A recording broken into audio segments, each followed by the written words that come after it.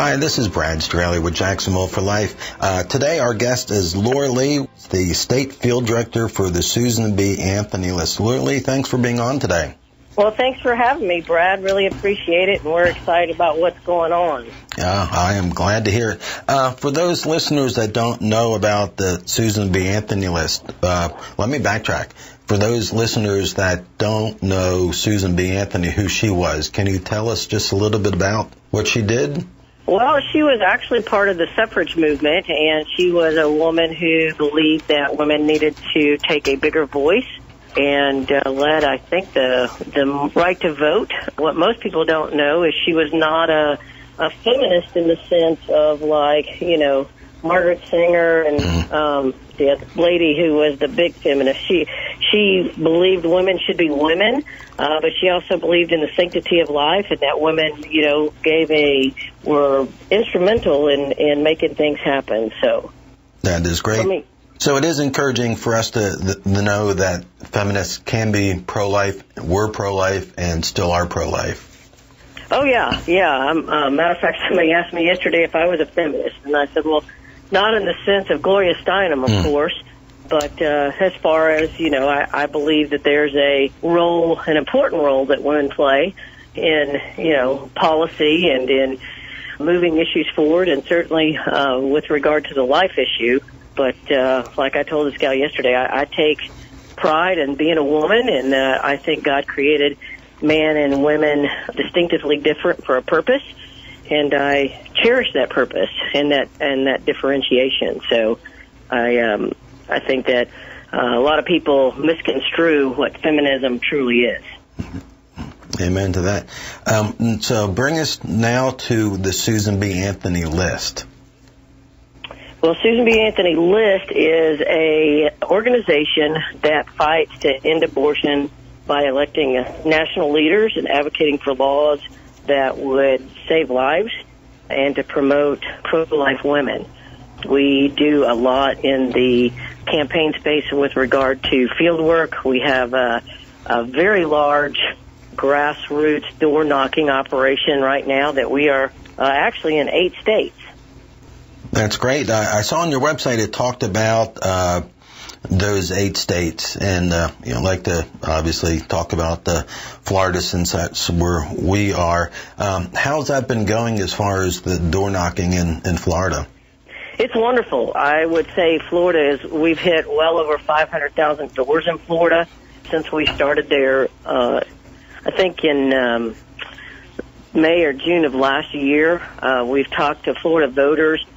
We target low propensity GOP voters and persuadable Democrat voters, voters that are Democrats that are at some point pro-life, people that we know that believe in the sanctity of life, but for whatever reason or another, they have registered themselves as Democrats. And what we found, Brad, is that by and large, Florida voters are pro-life. They believe that, you know, there is a sanctity of life. They are appalled that Bill Nelson voted for partial birth abortion. They are people that, while they think there is a continuum, I would say, especially those who lean a little center-left, but they do believe it absolutely in limits, and they are appalled when we tell them that here in the United States, our abortion laws rival that of places like China, where the practice of partial birth abortion has and does take place.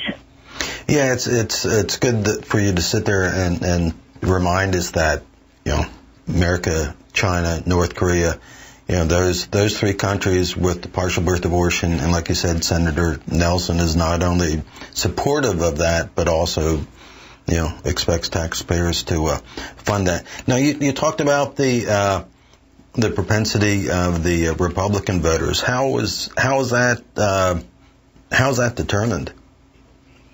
So we have a modeling that we use. I'm sure your listeners are familiar with an app called I360. It's been around for, about a decade and a half now. And so it helps model voters, and we use the voter rolls in specific states to help identify those voters. And our job is to go to the door and inform them. And I can tell you from about 15 years experience that there's no better way to reach voters than at their door. When you go to somebody's door, and your listeners should know, Brad, that we insist that our canvassers are pro-life, so that when they go to the door and they talk to voters, their conviction on the issue transcends to that voter, and people feel comfortable. We usually get two reactions. One is, of course, and it's very, very few and far between, those people who are hyper left, liberal, and so, they don't want to talk, and I would say that's probably about 10, maybe 15% of the people. But other than that, the large majority are people who, like I said earlier, see the sense in having at least some limits on abortion, and certainly up to when children feel pain at that 5-month mark. So very receptive. It crosses all demographics, all parties, all income levels, sex, age. By and large, Americans are pro-life. That's right. That is right. Now, how can you gauge your level of success after speaking to a voter? Well, we ask about 3 questions, and depending on how that voter answers, we give them. So, for instance, and this is not verbatim, go to the door, introduce ourselves. Hi, I'm Laurie with Susan B. Anthony, and we'd like to talk to you about some important issues facing the nation. And then we tell them about Bill Nelson's record on partial birth abortion. You would be surprised, and this happened during the 2016 election too, the presidential, how many people are surprised that do not have the information that people like Hillary Clinton and Bill Nelson and over in Missouri, Claire McCaskill, actually voted for partial birth abortion, support it, and then, like you said, Brad, expect taxpayers to fund it. And so when you tell the American people the truth and you can substantiate it with facts and places where they can go and get more information, they make the right decision. And so, we've had people that have said, look, I've voted Democrat all my life, but knowing that Bill Nelson supports partial birth abortion and supports taxpayer funding of such heinous acts, we get 2 reactions. One is they say they're just not going to vote, which gains a vote for a pro-life candidate, or they say we're going to vote for the pro-life candidate. That's definitely a win-win. Yeah. This is Brad Straley with Jacksonville Life. We're speaking with Laurie Lee, State Field Director of Susan B. Anthony List. So you're doing this, and how else are you getting the information out about which candidate's pro-life, which candidate is pro-abortion? So Susan B. Anthony does a mixture of things. They use all the tools in the toolbox, of course. Not only do we do door-to-door, but we also do mail. We do a bunch of digital. I'm not sure that we've done any TV yet, but we believe in voter-to-voter contact, so that's where we concentrate most of our efforts. Great. Yeah, I can't imagine how effective TV is now with the fast forward button. At least in my household, it wouldn't do any good.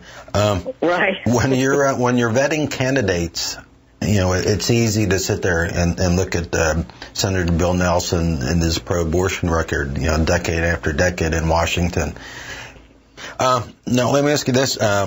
I know one of your mission points is to educate the voters, and you talked about the door-to-door. Is there anything else as far as social media, the Facebook, Twitter, all the other venues, YouTube, that you guys use? We do have a YouTube channel, I believe.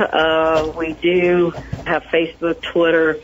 We have a large email campaign. We do a lot. We do a monthly phone call to supporters and to voters, just talking about the issue, where sometimes we have special guests on.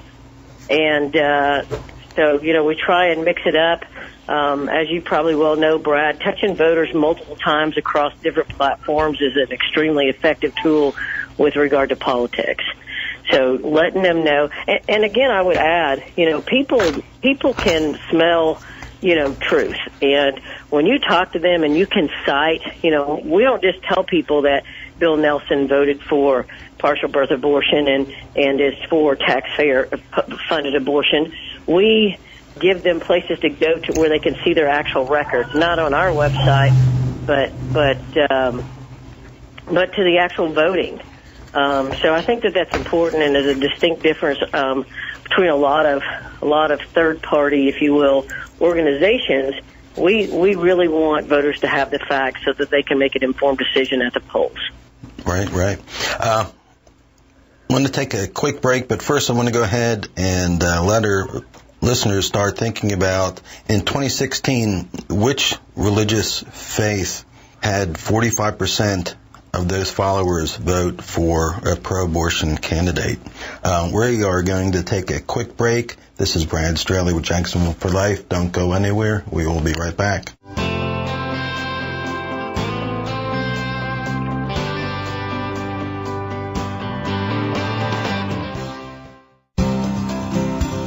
Hi, this is Jim Radloff with Empower Jacksonville. Have you ever had the experience where you've walked into a voting booth and not recognized any of the people that are running for a particular office, and you didn't know who to vote for? Is this person a Christian? What do they believe? Do they hold the same values that we do? Empower Jacksonville was formed to help you with this very issue. We are a local Jacksonville, Duval County-based organization, and we vet politicians, and we will let you know where they stand on the issues of pro-life and other issues that are important to Bible-believing Christians. Find us on Facebook. Type in Empower Jacksonville and get informed. For more information on all pro-life events, please visit our website, jacksonvilleforlife.org.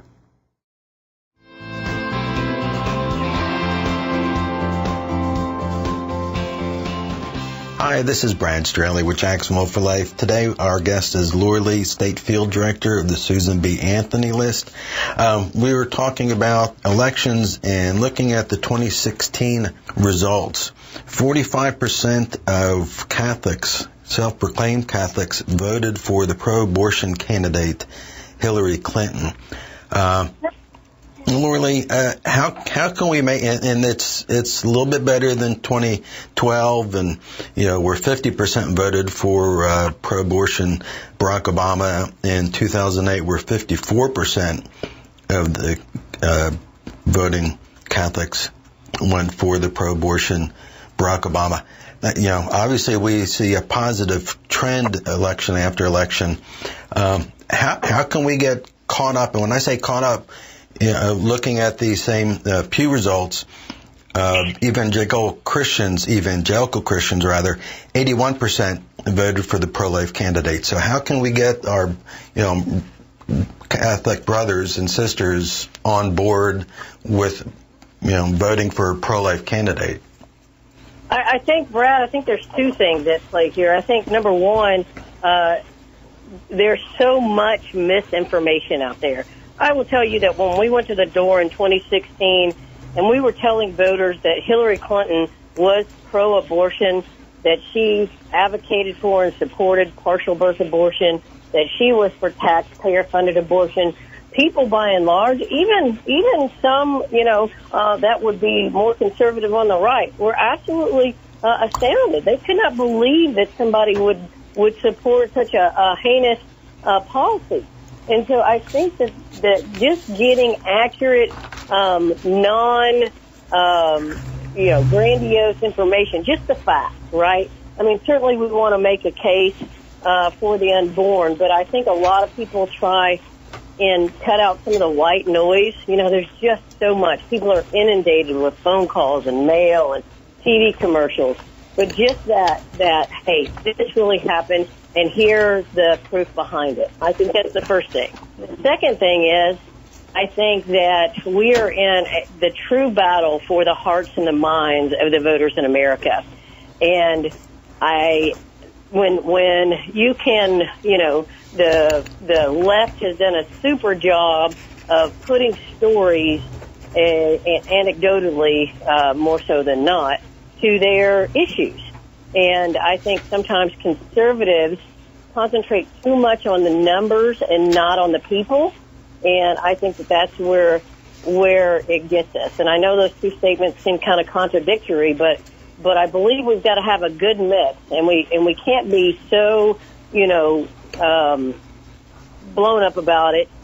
We need to keep a good, factual, yet true narrative about what abortion does to our society, what it does to the young women who are victims of this policy, what it does to the young men who we've made voiceless and completely emasculated with regard to the policy of abortion.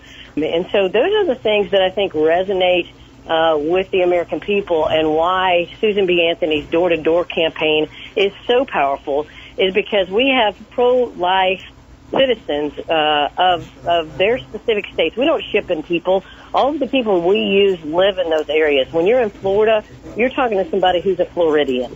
And those people can go to those doors with the conviction in their heart of pro-life, and then talk to that voter and give them some facts. And I think it really resonates with people, and that's, again, why it's so effective. Great. Now, we talked a lot about Senator Bill Nelson. What about Governor Rick Scott? What is his pro-life, pro-abortion stance and record? I believe Governor Scott has a very strong pro-life stance.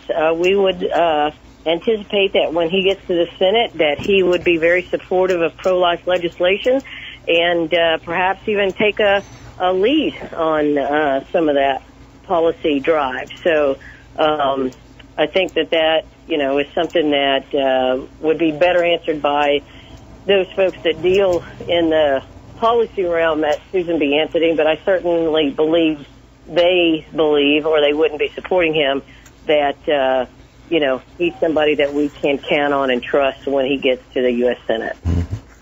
How important, we also have the governor's race in Florida, how important is it that we elect a pro-abortion or pro-life candidate over a pro-abortion candidate like Andrew Gilliam? I think it's really important. I think that, again, I think our campaign kind of has an effect on all the elections down ballot, because typically people go to the voting booth, especially the uneducated voter, to vote, and they correlate sometimes, unfortunately, party with policy. And so I think that affects that. I don't know that Susan B. Anthony has engaged in any governor races this cycle, but I do know that the effects that we're having on the ground for Rick Scott will affect the governor's race. So I think it's important on all levels of government that people elect people that carry their same morals. You're never going to find a candidate anywhere on any level that agrees with you 100%. And people that are absolutists kind of do a disservice to the cause. I'm a huge proponent, and I think Susan B. Anthony is a huge proponent of moving the ball as far down the field as absolutely possible, and bringing people along. I mean, we'd like nothing more than to have a Hail Mary pass and take the abortion limits as far as we can down. But we've set up a process in America where that kind of policy drive is just not realistic. Right. I always tell my middle son that the time to be idealistic is during the primaries, and the time to be pragmatic is the general election. Laurie Lee, the couple of minutes that we have left, someone wants to learn more about the Susan B. Anthony list, what you guys do, if they want to volunteer, what's the best way, or what are the ways that they can get in touch with you guys? Sure. I can give you my cell phone number. It's 501-258-6353. They can go to SBAList.org and check out the contact information there. I would like to say, Brad, that we're in 8 states. So if you're listening to this and you live in Florida, but you know people that are in Missouri or Arizona, West Virginia, Indiana, Montana, there's 2 more. What am I missing? You can go on the website and look and see what state Susan B. Anthony's in. We are still in the process of hiring hundreds of canvassers across the United States to go out and to reach voters for the next 5 weeks to ensure that pro-life candidates are elected on every level. So if somebody, we continually hear about the money that George Soros and the other abortionists or pro-aborts are getting out people to, quote, volunteer. It's nice to hear that pro-life folks are actually, volunteering and, doing these things. Which is the best way for them to do that? Your telephone number or the SBA List.org? Yeah, SBA.org would lead them to their appropriate field director. They would probably send them to me. We have 4 field directors in state. We have a gal named Beatrice that's in the Panhandle. We have Eileen that's over in the Jacksonville, Orlando area. We've got a gal named Molly that's over in the Tampa area. And then down south in Fort Lauderdale, Miami-Dade, is a gentleman by the name of John. And then, of course, in our other 7 states, we have field directors across. I should let you know, too, Brad, that we pay canvassers. So we're paying canvassers because we value people's time and know that this would be something. I mean, we're not against people volunteering, of course, but we do realize that, people have obligations, and to take out time of their day sometimes can be costly. Everybody has, jobs and family obligations, so we want to be cognizant of that. So we do pay $10 an hour, and we have a bonus structure in place where people can earn more. But I would really encourage your listeners, Brad, to reach out to us and see how they can get plugged in this last 5 weeks to ensure that across this nation and some of the most contentious Senate races that we can send pro-life legislators over to Washington. Yeah, and I think, recently looking at this, what I call fiasco, trying to get a Supreme Court justice through the Senate is a prime reason why we need to have 2 pro-life senators in Florida instead of 1 pro-life and 1 pro-abortion, since Senator Nelson has already said he's going to vote against Judge Kavanaugh. Well, which is very unfortunate that the liberal Democrats are doing this, basically eviscerating a man's character over partisan politics is just unconscionable. This man is highly qualified. It really does a disservice to the women who are brutally beaten and raped to, make accusations that are unfounded or unsubstantiated. In saying that, I don't know Dr. Ford. I am sure that, there's something evidently that has happened in her past. And, we want to make sure that women who are sexually abused have every voice. But I think everybody would agree that people like the Swetnick gal, who has made some ludicrous assertions, really needs to, that's just really, really unfortunate for those people who have actually suffered heinous criminal acts of sexual deviance and been hurt. And for the Democrats, I think they very much took advantage of the situation because their mission was certainly not to appoint the most qualified judge. As you can see, it was to make sure that they were not appointing anybody that would be a constitutionalist and have the character that Judge Kavanaugh has. Yeah. And vote to overturn Roe versus Wade. Laurie Lee, I apologize, but we are out of time. Thank you so much for joining us today and for all you do to promote a culture of life. We'd like to thank the station for being faithful to his word in this opportunity today. And thank you for listening. For more information about local pro-life efforts, please visit us at jacksonvilleforlife.org. Follow us on Facebook and Twitter. Until next time, do something. Save babies in Jacksonville.